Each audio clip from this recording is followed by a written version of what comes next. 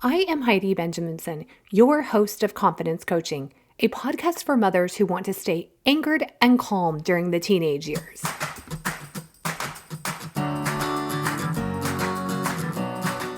Life isn't a spectator sport. Success comes to those who show up every day with a pocket full of courage, grit, and a little sparkle. I'm glad you're here.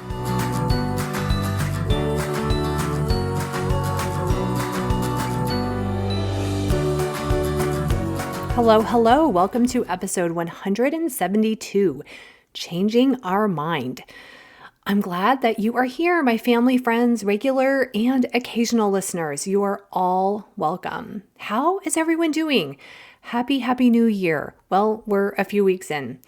New is fun. Change is fun. And today I want to talk about changing our minds, changing our opinions about things, changing our beliefs, changing what we like and don't like, changing how we think about something. I'm calling it simply changing our mind. Confident and emotionally mature and emotionally healthy people allow themselves to change their minds.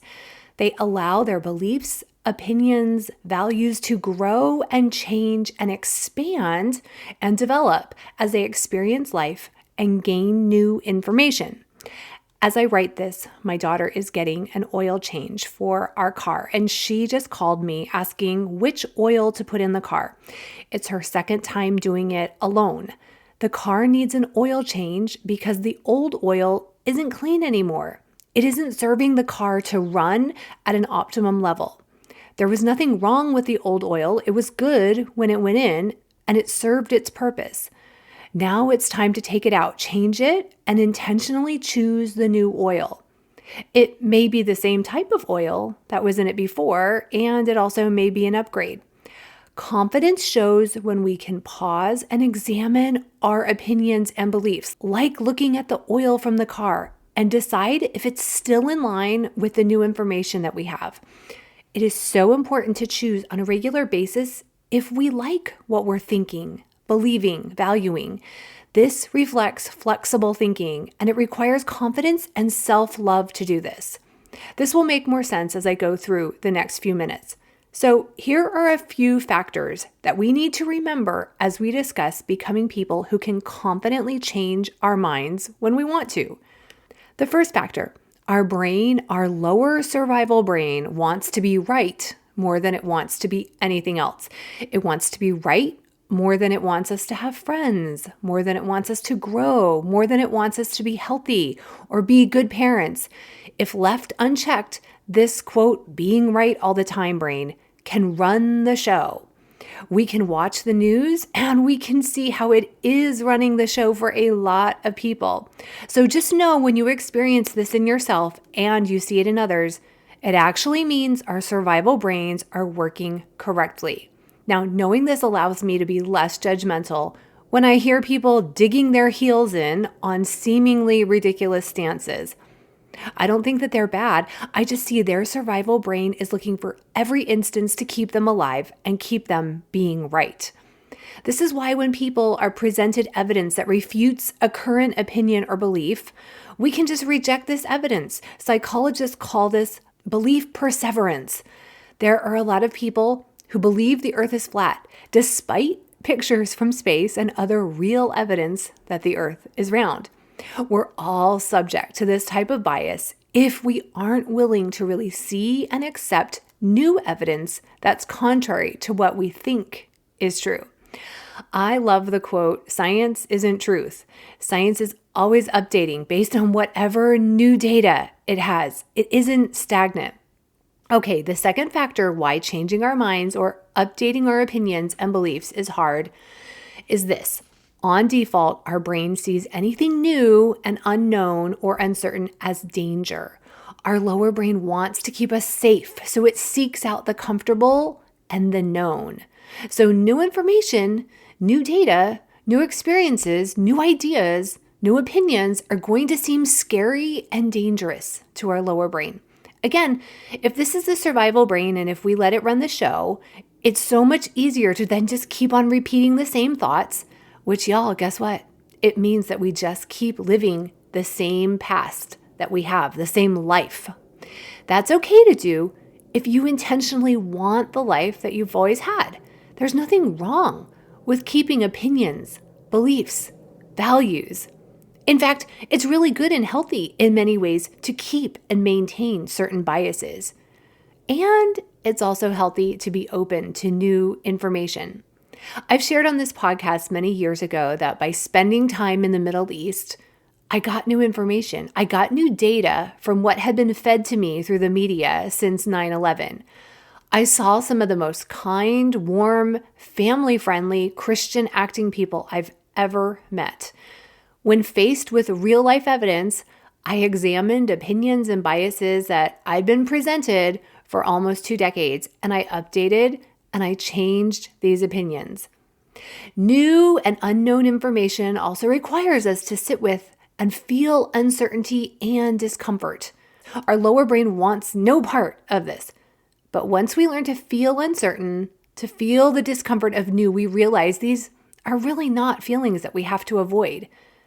As my children leave home for college and missions, their everyday life is incorporating new experiences.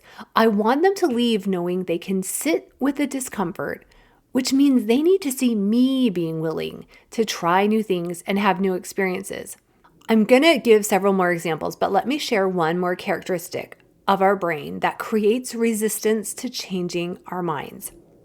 The third factor, change requires energy, and our lower brain wants to conserve energy.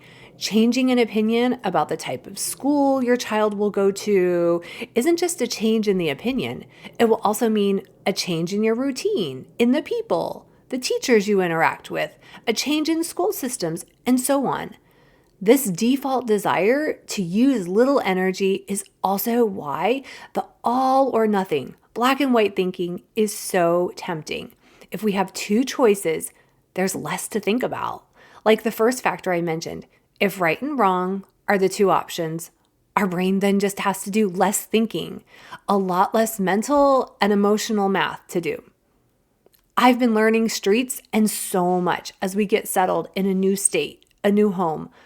I realize today, most of the routine places I go and a few non-routine places I can get to without the GPS. I know the GPS is kind of like cheating, but even with the GPS, my brain has had to do so much work to learn new routes, new ways, to learn where everything is in relation to something else. It has required energy, and it's energy worth using. Doing new things, even small little things, proves to our brain that we are people who can change, to not be afraid of change. So these are not new concepts to you if you've listened to me for a while. You know this lower survival brain will run our lives if our confident higher prefrontal cortex brain doesn't come in and manage it. This lower brain is good. It keeps us alive. It's just that there are times we want to be more than just alive. We want to grow.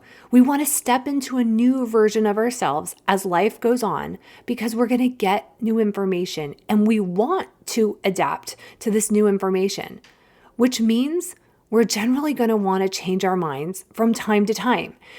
This can be triggered by a lot of new things. We'll go through those scenarios here. The lens through which we see the world is going to change as we experience more in life. So I want to give you a few tools to help you confidently change your mind. It's not a sign of weakness to change your mind, change opinions. Actually, one of the most courageous things that we can do is say to the world or live in a way that shows, I've gotten new information, I've had additional experiences, and I've changed how I see the world. I was just listening to a book about a politician who is toward the end of his career, and he shares how he was ridiculed at times for changing his positions and opinions because he took so much time to study new information and he did the hard work to balance out new life experiences. It feels emotionally safe to just repeat old opinions and beliefs. It was emotionally vulnerable of him to update his mental software and change his mind. Changing our mind requires us to have several beliefs about ourselves and the world. First, we have to believe that we are good, worthy people always, no matter what. Our opinions and our experiences are not really the core of who we are. We aren't on earth to defend ourselves. We are here to learn and grow. Second, we have to believe it's good to be wrong at times. It's good to change and grow. It's a positive quality to admit when we didn't have all the information at the time and we're updating how we do things. Software companies, they know how to do this. This is just standard operating for them. Just this morning, I opened my laptop and I had a message that a new version of my video editing software was available. It listed the few, quote, bugs the new version was fixing and to click and install it. I didn't think the creators of the old version were bad or trying to harm us or that they were less than because there were, quote, bugs in it. I don't judge them. I just clicked update and I'm glad for programmers who are improving my video editing experience. It can be the same for us as we get new information. Maybe we learn empathy. Maybe we gain life experience and want to create a new version. We don't need to judge the old version of ourselves. The old version worked really well. The old version did a great job. And when bugs can be fixed, when we have new information, we can just click install with no judgment or shame of old versions. I love Maya Angelou's quote. She said, "Do the best you can until you know better. Then when you know better, do better." Over Christmas break, we were talking with our older son, and quite contemplatively, I told him several seasons of his childhood that I wish I could go back and respond differently to. I've changed and grown. I just didn't know enough about my emotions, about being a parent. I didn't have enough experience. I don't judge that old version of me, though. I know she was doing the best she could. I don't defend her as being right, as if there's a right and a wrong. My identity isn't rooted in how my son sees me. I'm seeing my past with grace and compassion and celebrating growth. I want my children to see me grow and update my software version with confidence and humility. Last week, a friend told me that a relative of hers had several preconceived opinions about her religion, and for years, they just didn't discuss it. Then this relative came to her daughter's baptism. She took in new information that contradicted what others had told her. And she told her sister, "Hey, I've been wrong about what I've been thinking. Other people are representing you wrong. What I see here is very different." Her sister demonstrated flexible, confident thinking.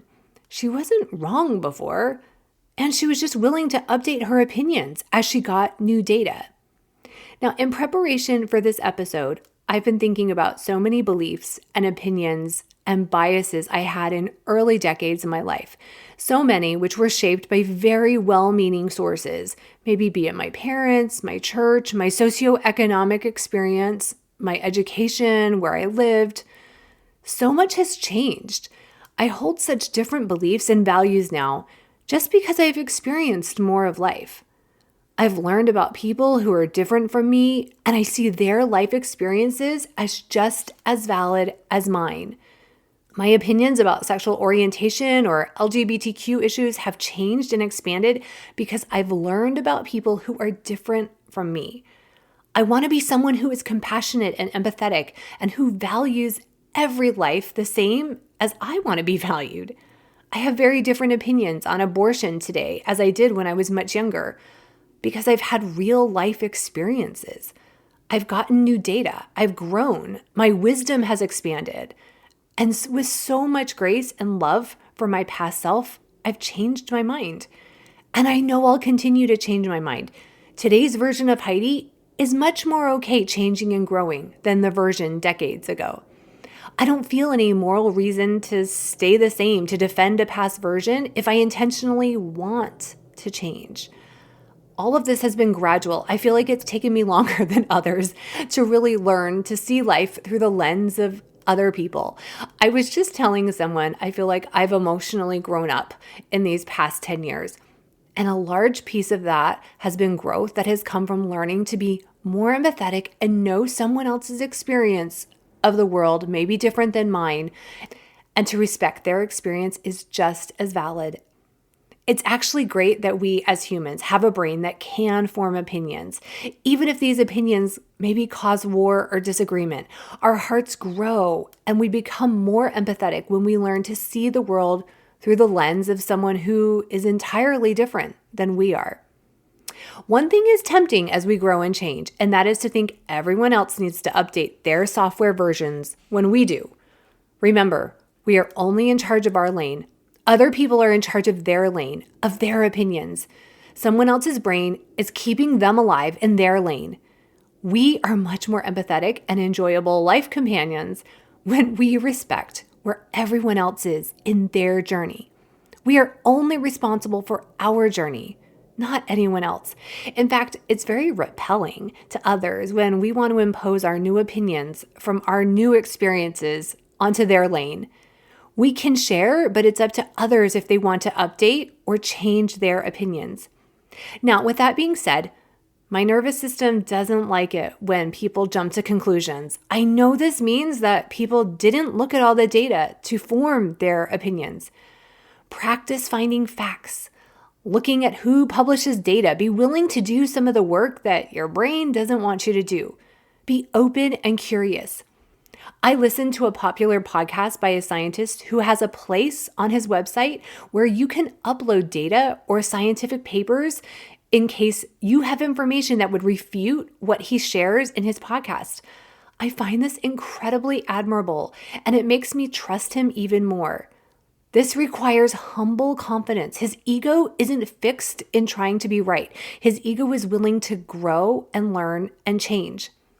Sometimes our brains fear alienation if we change our mind, but just like this scientist, no one's really going to alienate us. And if they do, are they really our people? Two things can be true. We can like and justify our opinions and beliefs of the past, our past software versions, and we can change. And we can also say, I don't know, or say, I'm learning more and I don't have an opinion on that now. I'm so impressed by people who ask curious and non-judgmental questions. It's obvious they are confident, humble, and emotionally secure enough to take in someone else's experience, even if it doesn't match their experience. And to do this, we all need to learn to feel and sit with uncertainty and the discomfort of new information, which may contradict our past experiences. I actually don't think we need to always be changing our mind, our opinions. It's just that we want to be open to new information. We don't want to have mental blinders on. Because if nothing else, again, we want to be pleasant people to be around. We want to be people who can learn and grow and really see other people. This is real confidence, emotional security, and it reveals that we are secure in our self-concept and self-identity. I'm old enough to remember working at my first job when Windows 95 was released. Thank heavens the world has continued to upgrade software versions, and we're all willing to learn and grow as bugs are fixed. Now, message me what you're struggling with in regards to opinions. Has it been easy for you to change your mind? Where do you think very differently today than you did in past versions with your software? That's it for this week. If you would like more calm and hope and less worry in your life, sign up for a free consult call at HeidiBenjaminson.com or DM me on social media. A confident mother is the greatest gift to her family. Not a perfect mother. Our families want us to feel confident, anchored, and calm.